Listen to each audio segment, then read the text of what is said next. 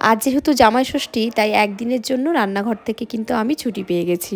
যেহেতু আজ মায়ের বাড়িতে নেমন্তন্ন রয়েছে তাই সকাল সকাল ঘুম থেকে উঠে পড়েছিলাম। এরপর ঘরের মোটামুটি কাজ সেরে নিয়ে চলে গিয়েছিলাম স্নানে। স্নান সেরে ঠাকুর পুজো করে চলে এসেছিলাম রেডি হতে। রোজই তো আমি মায়ের বাড়িতে যাই, কিন্তু আজকের দিনটা যেহেতু একটু স্পেশাল তাই ভাবলাম একটু সেজে গুজেই যাই। অন্যান্য দিন তো নর্মাল যেভাবে থাকি বাড়ির জামা কাপড় পরেই চলে যাই। একদিকে যেমন একটু আনন্দ ফিল হচ্ছিল, আবার অন্যদিকে কিন্তু একটু মনটা খারাপও ছিল, কারণ রূপ যেতে পারবে না, ও আউট অফ স্টেশন রয়েছে। জামাই ষষ্ঠীতে জামাই যদি শ্বশুরবাড়ি না যায় তাহলে ওটা একটা ব্যাপারটা সত্যি বলতে একটু খারাপই লাগে। আমার তো খারাপ লাগছিল, সাথে মায়েরও মনটা খুব একটা ভালো ছিল না, আর সাথে রূপের মনটাও ভালো ছিল না যে ও যেতে পারবে না। তো যাই হোক, কিছু করার নেই, ওর এমার্জেন্সি কাজ পড়ে গেছে জন্য বাইরে ওকে যেতে হয়েছে। যেহেতু ছেলে আমি দুজনেই মায়ের বাড়িতে যাব তাই আজ তো রান্নার কোনো চাপ ছিলও না। আর সকালে কোনো রকম ব্রেকফাস্টও বানাইনি, কারণ আমি উপোস ছিলাম। ষষ্ঠীর সুতো আমি মা আর বাবাকে বাঁধি, যেহেতু আমি বাড়ির বড় মেয়ে, তো সেই হিসাবে আমি বাবাকে প্রতিবার, মাকে আর বাবাকে দুজনকেই সুতোটা বাঁধি।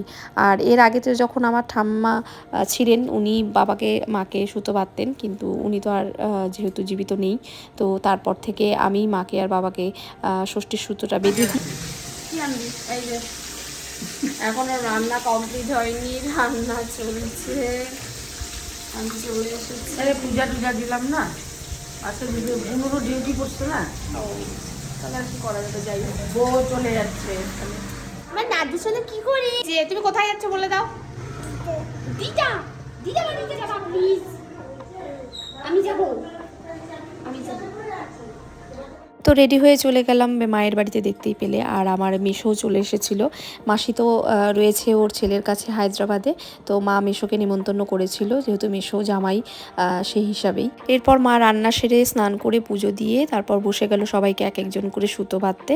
এরপর আমাকেও মা ষষ্ঠীর সুতোটা পরিয়ে দিল। তারপর আমিও মাকে আর বাবাকে দুজনকে একসাথে ষষ্ঠীর সুতো এক এক করে পরিয়ে দিলাম। আর এই সময়টাতে মায়ের হাসি মুখটা দেখে আমার এত ভালো লাগছিল। সবকিছু মিলিয়ে দিনটি তো ভালোই কাটলো, শুধুমাত্র আমরা সবাই একটু রূপকে মিস করছিলাম। তো চলো আজকের ব্লগটা এখানেই শেষ করছি। তোমরা খুব ভালো থেকো, সুস্থ থেকো, টাটা।